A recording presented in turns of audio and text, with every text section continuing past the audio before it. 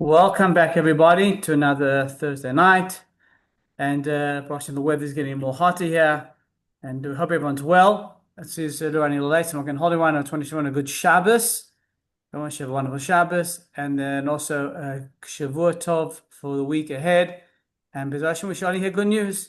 As always mentioned, the shir should mamish be a schus for all those who are not well, for the hostages, for the soldiers, and for the whole Klal. So we just have a general Yeshua all over the world with all the anti-Semitism. We just see Mashiach soon. Gab, over to you. Okay, thanks very much. So I'm going to explain the title. So I just thought that, it would give a little bit of interest to those who, saw what we were going to speak about. So Jonathan Pollard really came into our lives this week on Monday night.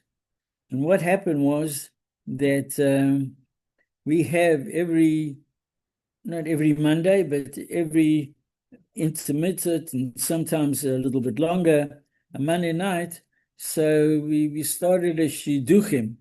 Shidduchim, that anybody who's not married, and usually we have people from between even 30 to 60, that come there. And we have an average of 30 people that come.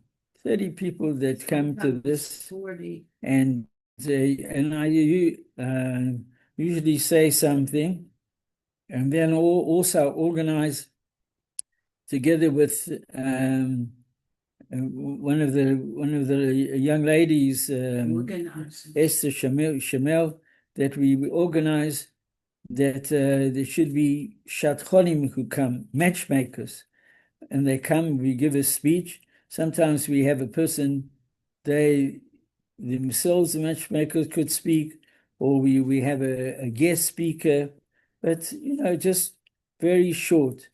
And then we either have games or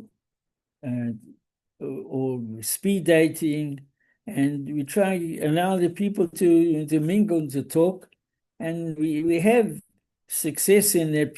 There are people that go out, people meet people, and together with the matchmakers and what we set up, we've had two shidduchim, two marriages. So, that as long as that goes, but there's people that, especially people who are single and older, and also people who've been married and divorced. So it gives them an opportunity to come out and to meet other people. And if it works, it works. But at least that itself is a mitzvah itself. It's done in the hotel. And my son Moti provides refreshments. And people there up until 8:15 or 10:30, 11 o'clock at night. So, but what happened is that my daughter, Aura, who's very outgoing, together with her daughter, Chaya, Canada, that they actually met the wife of Jonathan Pollard, and they started talking, and they said to his new wife, would he speak if we ask him to? She said yes. So we organized it, and I actually spoke to the wife myself, and we organized for this last Monday night, and we published it, and we had a full house. We had a full house that there must have been 50 people there. 60. It was packed. It was really, really packed, and we had there was a few interesting people, from the community that wanted to hear Jonathan Pollard. So what do we know about Jonathan Pollard? Jonathan Pollard, that he was a spy on behalf of Israel, that he felt that there was information that the American government had not given Israel, and it would be detrimental to them in the next war. and he actually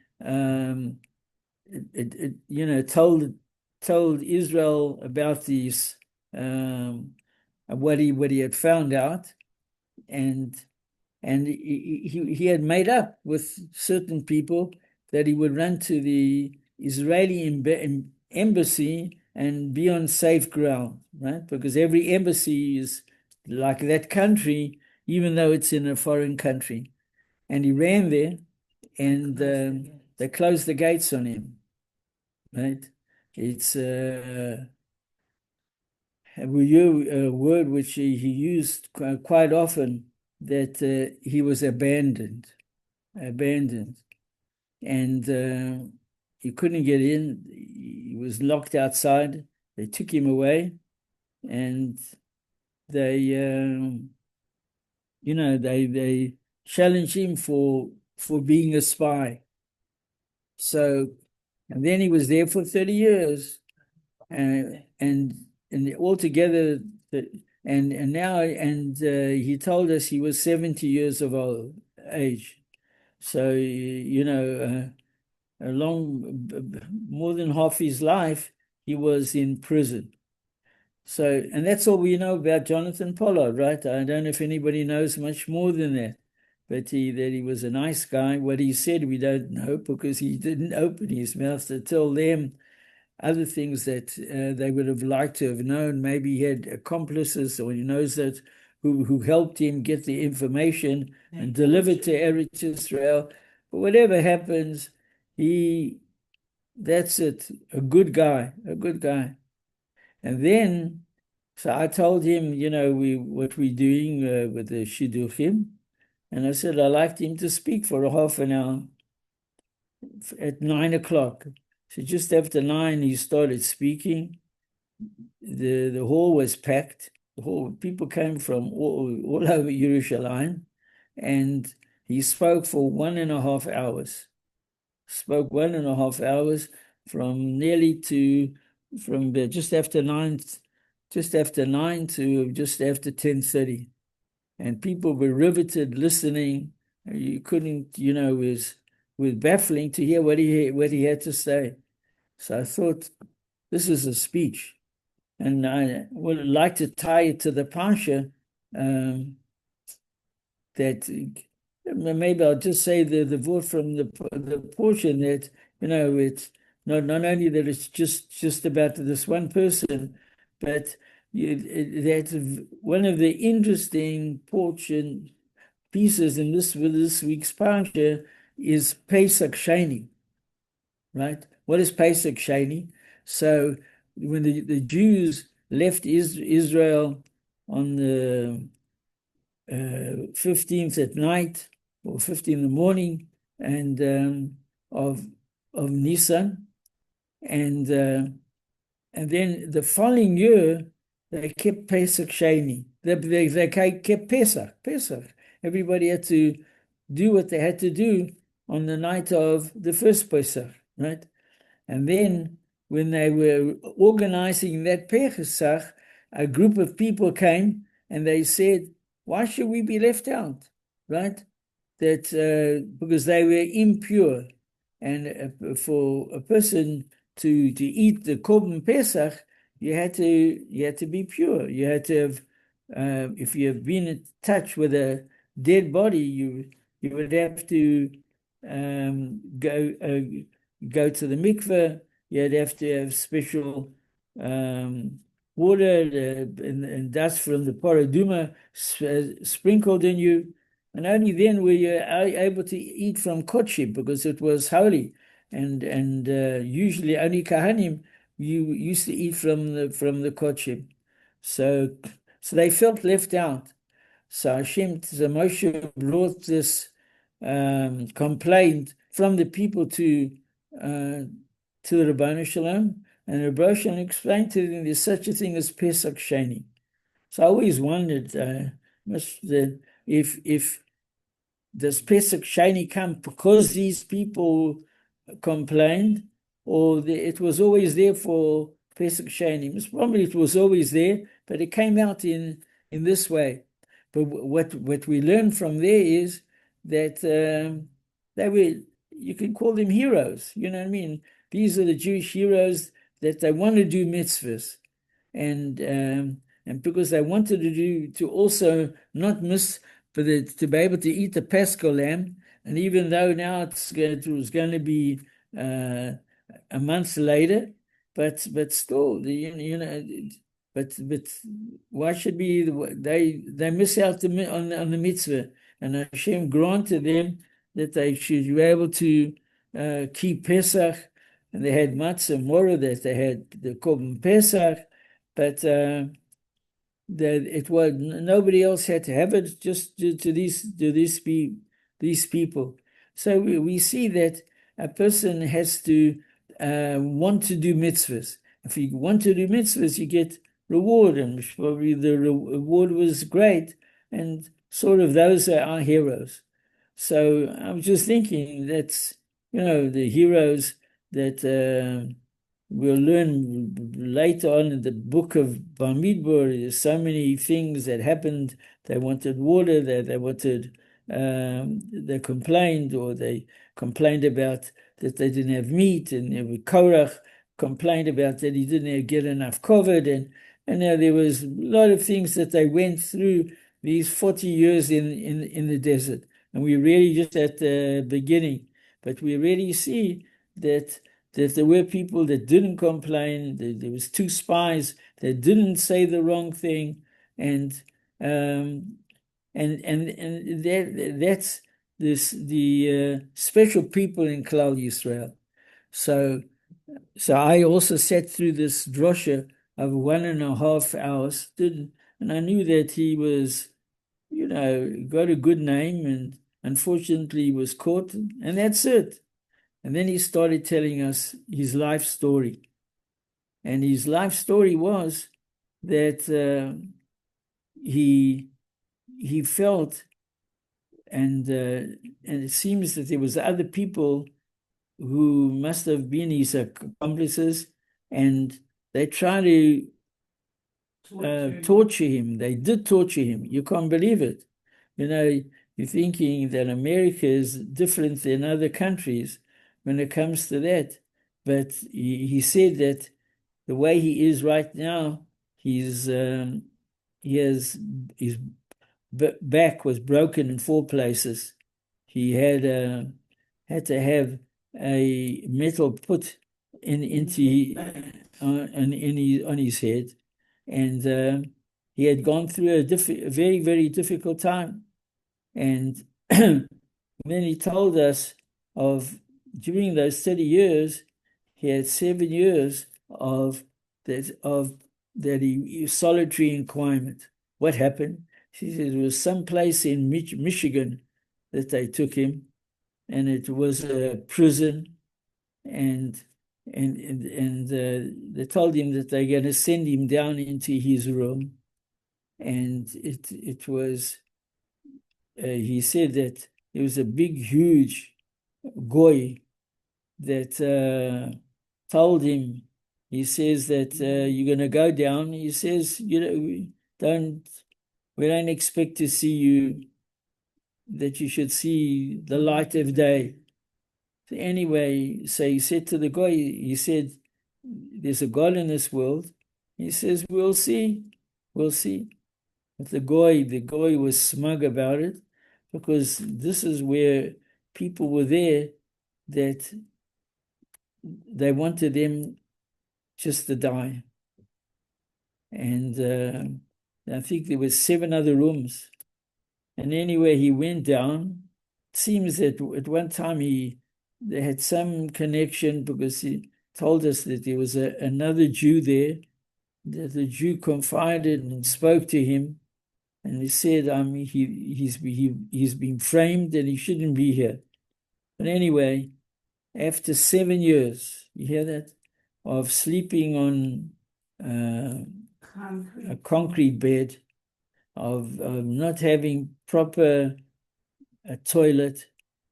I don't know how they fed him, and it was in a small cell, something that you hear about other people. You think that America would treat people perhaps like Eretz Israel treat their captives, we used to have somebody in Parliament saying that recently that somebody complained. He says we weren't giving them enough fruit or something. It's terrible, And until one of the people nowadays says if Hamas can treat people so bad, why should we?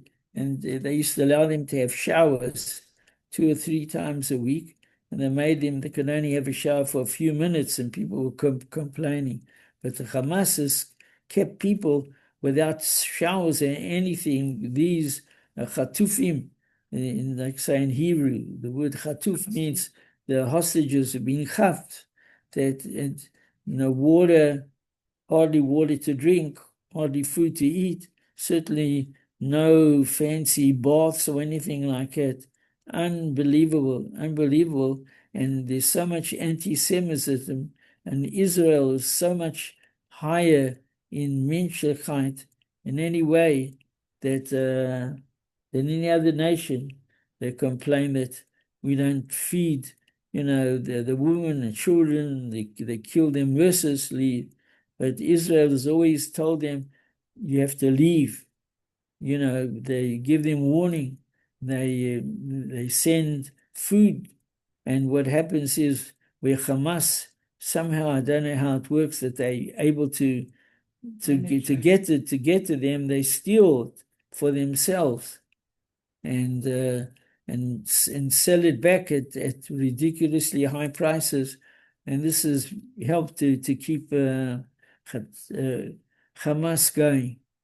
So anyway, Jonathan found himself in this cell. After 7 years, they brought him up, and he saw daylight, and he saw that big chattas, the big goy who was there, and the other people had all committed suicide. One way or the other, that they just couldn't take it. So he says he should have kept his mouth shut, but he just had to say to the goy, he says, I see, I told you. I said that there's a God in this world, and here I am. And the guy got so angry at him that he hit him in his mouth and knocked out a tooth. And if the other people weren't there, he would have done more, because to this guy, he was insulted. But that's what kept him going. He said that Jonathan Pollard said that he had faith in the Rabbanu Shalom, faith in Hashem, that it's and I think he had Yerushalayim, and he talked to Hashem, and then this kept him going. Very interesting that we all been following a lot of the hostages who managed to come out, and they say that they feel that God was with them. People who were not from at all, who were captured and taken from their dance or whatever it is in October last year, they felt that there was something, that there was the Shekhinah somehow were with them. And a lot of them have become frum, putting on tefillin and doing the things what they should be doing. So, and he asked when he came out, he had lost, didn't know what year it, and they told him it's 7 years later. When he went in, it's 7 years later. Unbelievable that.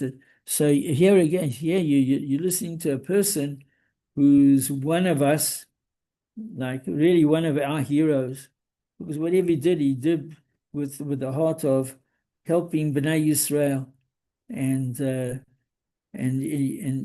thing is that he had mentioned to the judge, the judge said that he had enough evidence to turn that he should die, And any spies all over the world, it seems that the death penalty straight away. And but he said that he had done nothing to harm America, and he had just had to let the Jews know of perhaps what was going to happen. And he also intimated that he's keeping his mouth shut. So they realized that maybe there's more to him, and maybe he had accomplices who he didn't want to, as if to say, spill the beans, and which he didn't. And again, that he was injured by the way they treated him, and also to have a plate in his head. And so what's very interesting that there was, I think, 5 people who were his interrogators, and when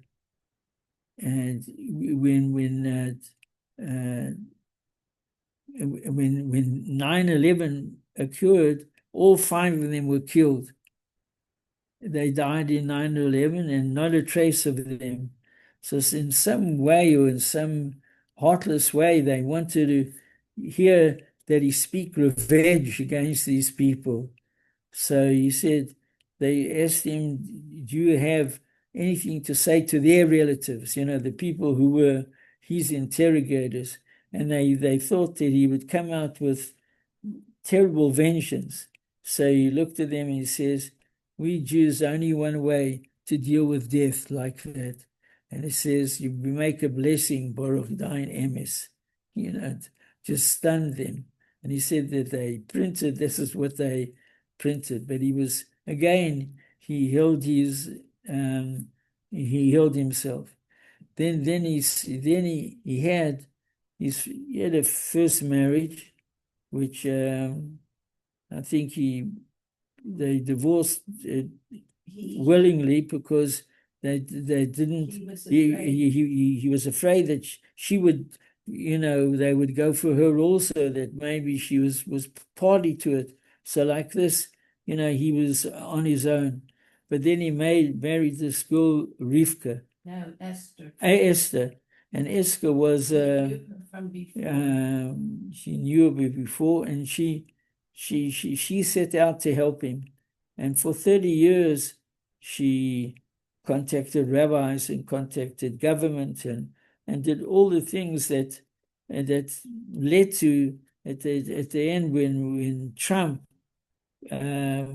came to office originally. So this is one of the first things he did, was to pardon him. And he said even then he wasn't allowed to just leave to go to Eretz Israel, that they had tied something to his foot that he couldn't escape, because he was a spy.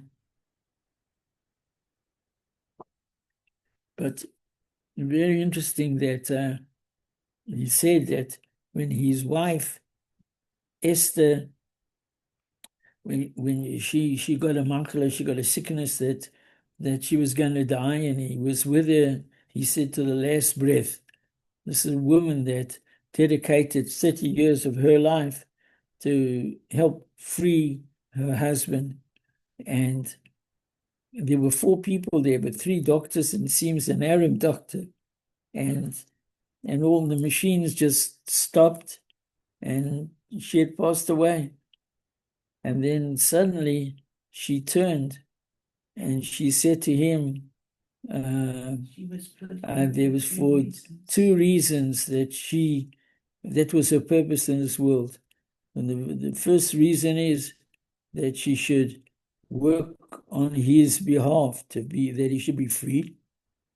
And that secondly, that she should make him a religious Jew. And also to bring him to Israel. And he said he was dead, so to get back to Israel. I we wonder what he thought of Israel, but my friend Nakoni always used to say that one dove, one sparrow doesn't make a whole lot of them. That that there were people in Eretz Israel that made that decision to abandon him, and that's why he had, all this terrible sorrows. But he, like I said, he kept his mouth shut. He went through so many difficult things. But then, after his wife had died, and according to the machines, everything, the different things had stopped, the pulse and whatever was to show that the person was still alive. And she suddenly started to talk. And she said that her first tachlis was to get him out of jail and off to Eretz Israel. And secondly, that he should become a religious Jew. And he kept speaking about having Yirat Shamayim, the fear of heaven. And she said now that she accomplished her two main purposes in life, so that she could give up her life. But according to the machines, she was dead. And people talk of such a thing. And the Arab, maybe it was an Arab doctor, whatever, he says, maybe she was dead, but it was a neshama, that every Jew has a neshama. And the neshama, the spirit, remained in her body enough to be able to say what she had said, the last two things, to her husband. It seemed that she told him to marry. Yeah, also it seems that the lady that she now whose name was Rivka, was a very fine lady. We met her. I spoke to her, before, and of course we saw her. She came along, and she was a vivacious woman, and her previous marriage, she had six girls and one boy. So he made a couple of funny remarks that he's got to handle six young Israeli kids. They're also older, but it sounded like she said, I think she was 44. So there was a huge difference between the two of them, but she was really ready to do what he had to do.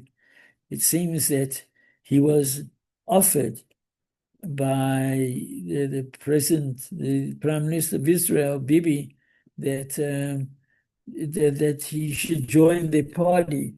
And he said that, they had five top people who, like the inner Knesset, of them, and five. And he said he would give him a seat. I mean, he is a personality. When you hear him, when you speak to him, he spoke with a smile on his face, and he spoke very well, and you wanted to hear all that he had to say. So he said that Bibi offered him that he'll be in the top five. So he says no. He says, I want to be number one. If you give me that, and it was what I found interesting a little bit when we could ask questions and talk to him. So he was saying what would what he thinks, what the government, who it should be, and why it should be different, or what was lacking in the government. But so I asked him, it's been actually always bothering me that Israel has women in the army, but not plain women in the army, women in combat, shooting and it's not simple. So I said, isn't that, wouldn't it be better if there was no woman allowed, And he was saying what he thought sort of the government should be, and he said that he wouldn't allow it. He would want them to do work for Eretz Israel during this time, but and not necessarily to have guns, that the women would work in office or do anything else as nurses, etc., but certainly not to be in combat. So I thought that was interesting. Which I'm not going to do, I don't remember all the names and don't know all the people. Then he started rattling off different people, that the people on the left and the people on the right, and what did this person want and what did that person want, and he gave his ideas of to solve disputes, but sorry, that was very political, and it is political. Even when it came to the Chatufim, he mentioned and the hostages, that he says that this is a very great halachic question. Like you have, let's say, 40 hostages left, and they're using them as pawns, so they're holding to ransom the whole of Bnei Yisrael, right? The whole country. And with that they managed to get the war to just go on and on and on, and I know a lot of people are tired of it. A lot of people, they could bomb, bomb all the tunnels, bomb as much as they can, but they're afraid to kill the hostages. How do you kill a neshama? But he told us something very interesting, but I don't know what the halacha would be. And in both cases, it's really a great halachic problem. When they have people that they want to save somebody, and they wanted to save Klal Yisrael, and on their behalf, and they would have to be abandoned. And he explained that, he says that in a submarine, which he said also actually happened, in the submarine, that they have sometimes that there's a leak, and the whole submarine could fill with water and eventually just go down. And the question is that part of the submarine, there's a way to close it off. So if you close it off, that maybe water would go in there, but that's all, but it wouldn't they would try and get it to land and save those people who to be saved. But it would be to abandon those people who were in that part of the submarine which had sprung a leak, and they had to seal it off. If is there such a thing that people have said one way or the other? That you abandon the few but because of the many. But again, that's a huge halachic problem. I don't know if they have gone to the Gedolim of today to wonder, could you do it, or may you do it? And it's a hard thing to implement. The people go to the army, they have to do things that they don't want to do, but they hope that if they get hurt in any way, there will be a healing, will be a getaway for them. But at the moment, so that's going in the moment.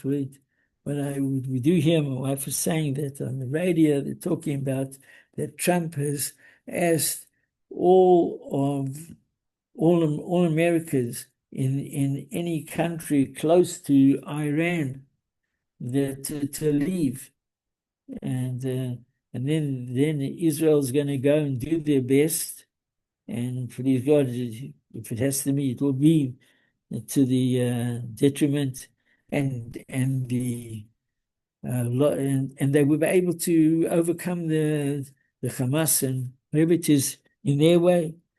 But then it would mean that the people who were still alive, and people who are prisoners, that they would die. So what do you do? So it's he, of course, he just mentioned that, and it's just very interesting. He brought that analogy of the submarine, but but all in all, he started two businesses here. And he says the businesses are going well. He, like we say, he was offered to go into government and politics, and he preferred to do that, but he did talk about different individuals, and he mentioned some of the things that he would do, but that he has been through a lot. But after speaking for an hour and a half and giving us his story, so you see that he was a personality. He is a personality.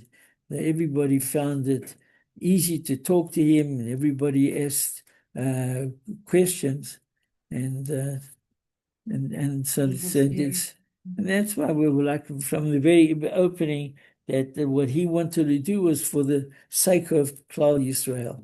He felt that he was protecting Israel. It seems that if even the American government would free him, and sort of as a compensation to the Arabs, they would free 100 of these Hamas terrorists, and he refused, and he had to stay longer in the jail, longer. He felt that what he was doing, what he really should do, was to save Jewish lives, and because of his going out earlier, it would mean that there would be 100 Hamas and terrible people who would be able to roam the streets, until they caught again. So he said no, and he would have waited till the Rebbeinu Shalom let him out, which did happen. So anyway, it's a happy end. He explained that we said that he was happy. He had a shidduch. He has a wife. He has children, 7 children. Her children became his children. He has 2 businesses, and he's a legend. I think he's a legend. He's a person whose whole intention was to save Jewish lives, to do it for the sake of Eretz Israel, and even at the expense of him being tortured and hurt and being in solitary and when he in a prison, and had to wait until he was let out. So it's really commendable, and Emet Hashem that so we wish him well. I think we're going to try and get him again. But very interesting that we have a person like that went through so much, and not every. Huh? He has a boat. And my son Moti invited him to come to the hotel, spend a Shabbos there, and he says that they don't move much, and they actually have a guard in their house or outside the house. It could be. So it could be any Meshuggah who would want to do something. So if he has to be watched, and that's what he has. So we just thought that we want to share this with you because it was such an interesting evening, and we're trying to get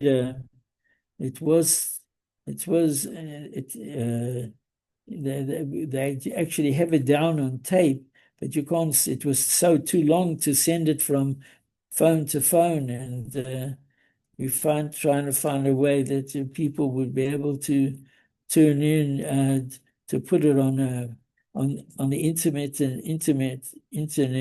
and then perhaps just be able to turn on into it. Well, if it does, we'll let you know. And anyway, it's like as we end up in these times that please God that the Moshe should bring complete peace into the world, especially to Eretz Israel, and especially to the prisoners, that they should be let out, and people should go back to able to be absolutely normal, although that life goes on in Eretz Israel, but at the same time, people look behind their back, to make sure that they will be safe. Okay. Thank you.